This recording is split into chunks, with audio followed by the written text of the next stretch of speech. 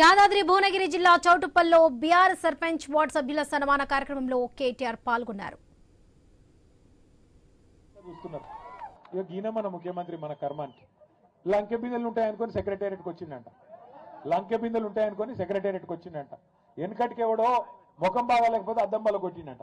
గట్లున్నది ఈయన కథ.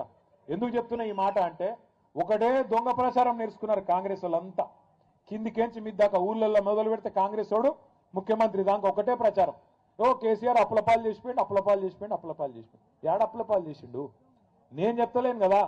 నిన్నగాక మొన్న బీజేపీ ఎంపీ ఒక ఆయన ప్రశ్న అడిగిండు కేంద్ర ప్రభుత్వాన్ని, కేసీఆర్ చేసిన అప్పెంత, ఎందుకంటే ముఖ్యమంత్రి ఏదో లెక్కలు చెప్తుండు, నిజమా కాదా అని చెప్పి మోడీ ప్రభుత్వాన్ని వాళ్ళ ఎంపీ అడిగిండు.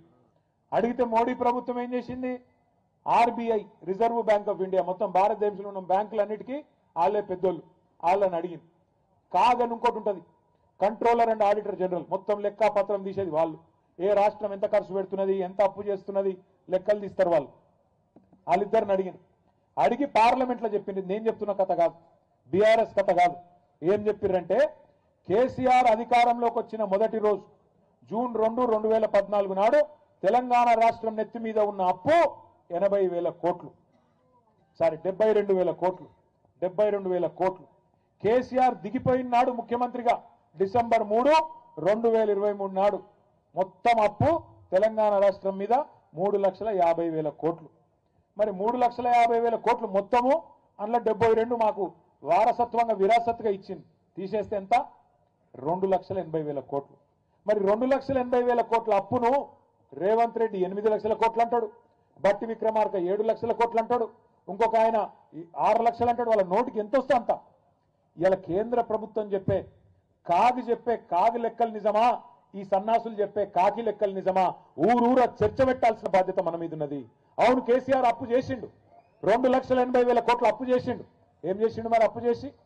73,000 కోట్ల రూపాయలు రైతుల ఖాతాల్లో రైతు బంధు రూపంలో టింగు టింగు మన నాట్లేసే టైంకు పడ్డాయా లేవా కేసీఆర్ ఉన్నప్పుడు? 2 సార్లు రుణమాఫీ, 30,000 కోట్లతో రుణమాఫీ చేసిండు, 2 సార్లు లక్ష రూపాయలు. అట్లాగే 93,000 కోట్ల రూపాయలు పెట్టి కాళేశ్వరం ప్రాజెక్టు కట్టిండు. 27,000 కోట్ల రూపాయలు పెట్టి పాలమూరు రంగారెడ్డి ఎత్తిపోతల పథకం బ్రహ్మాండంగా 90% పూర్తి చేసిండు. మీ జిల్లాలో దామెర చెర్లలో విద్యుత్ కేంద్రం, అతి పెద్ద విద్యుత్ కేంద్రం భారతదేశంలోనే, ఇవాళ 40,000 కోట్ల రూపాయలతోని ఇక్కడ కట్టిండు. మీ జిల్లాలో ఒక్క మెడికల్ కాలేజీ లేకుండే, ఉమ్మడి నల్లగొండ జిల్లాలో కేసీఆర్ గారు వచ్చేదాకా ఒక్క మెడికల్ కాలేజీ లేని ఉమ్మడి నల్లగొండలో బ్రహ్మాండంగా 1 కాదు 3, సూర్యాపేటలో, నల్లగొండలో, భువనగిరిలో 3 ప్రభుత్వ మెడికల్ కాలేజీలు, 3 ప్రభుత్వ నర్సింగ్ కాలేజీలు కేసీఆర్ గారు పెట్టిండు. అప్పు చేసిండు. అవును, 1,022 గురుకుల పాఠశాలలు పెట్టిండు. 6.5 లక్షల మంది పిల్లలకు ఒక్కో పిల్లాడి మీద 1,20,000 రూపాయలు ఖర్చు పెట్టి బ్రహ్మాండంగా ప్రపంచంతో పోటీపడే పౌరులుగా వాళ్ళని తయారు చేసిండు. 7,000 మంది పిల్లలకు అంబేద్కర్ ఓవర్సీస్ స్కాలర్షిప్ పేరు మీద 20 లక్షల రూపాయలు వాళ్ళు విదేశీ విద్యను అభ్యసించేందుకు 7,000 మంది పిల్లలకు ఇచ్చిండు. అవును, అప్పు చేసిండు. 15 లక్షల మంది ఆడబిడ్డలకు కళ్యాణ లక్ష్మి పేరుతో, షాదీ ముబారక్ పేరుతో మేనమామలాగా పెళ్లి చేసిండు. అవును, అప్పు చేసిండు.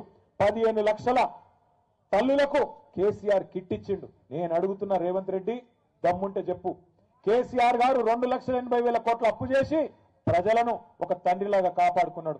నువ్వు వచ్చి 2 ఏళ్ళ, కేసీఆర్ 10 ఏళ్లలో 2,80,000 కోట్ల అప్పు చేస్తే నువ్వు 2 ఏళ్లలో 2.5 లక్షల కోట్ల అప్పు చేసినావు. ఏం చేసినావు చెప్తావా? ఒక ఇటుక పెట్టినవా, ఒక కాలువ దవ్వినవా, ఒక చెరువు దవ్వినవా, ఒక మంచి పని చేసినవా, ఒక హామీ నిలబెట్టుకున్నావా? ఏం చేసినావు దయచేసి చెప్పు ప్రజలకు. శ్వేత పత్రాలు ప్రచురించి దమ్ముంటే చెప్పు. ఇవాళ ఎంతసేపు కేసులు పెడతా, పోలీసులను అడ్డం పెట్టుకొని బతుకుతా, ఎన్ని రోజులు తిరుగుతావు అట్లా? 2 ఏళ్ళు అయిపోయింది, నీ హనీమూన్ పీరియడ్ అయిపోయింది, ఇక అసలు కథ మొదలున్నది. అందుకే కేసీఆర్ గారు మొన్న చెప్పిండ్రు, నిన్నటి దాకా ఒక లెక్క, రేపటి నుంచి ఇంకో లెక్క. నల్లగొండ నుంచే కథన బేరి మోగిస్తాం. కృష్ణా జలాల్లో జరుగుతున్న అన్యాయం మీద నల్లగొండ నుంచే కేసీఆర్ గారు మరి యుద్ధం ప్రకటించబోతా ఉన్నారు. తొందరలోనే మన మునుగోడు దేవరకొండ మధ్యలో ఏదో ఒక ప్రాంతంలో మన జిల్లా నాయకత్వంతో మాట్లాడి అక్కడ ఒక బహిరంగ సభ కూడా ఉంటది. దానికి పెద్దలు కేసీఆర్ గారు కూడా వస్తా ఉన్నారు. మీరందరూ కూడా దయచేసి మరి కథానాయకుల మాదిరిగా కదిలి రావాలని చెప్పి కోరుతూ, గెలిచిన సర్పంచులకు చివరిగా నాది ఒకటే ఒక విజ్ఞప్తి, మీరెవ్వరూ భయపడే అవసరం లేదు. ఎలాంటి పంచాయతీ పెట్టుకునే అవసరం లేదు. మీ హక్కుల గురించి, మీ బాధ్యతల గురించి తొందరలోనే అన్ని జిల్లాల్లో వర్క్ షాపులు కూడా పెడతాం, మీకు ట్రైనింగ్ ఇస్తాం. అట్లాగే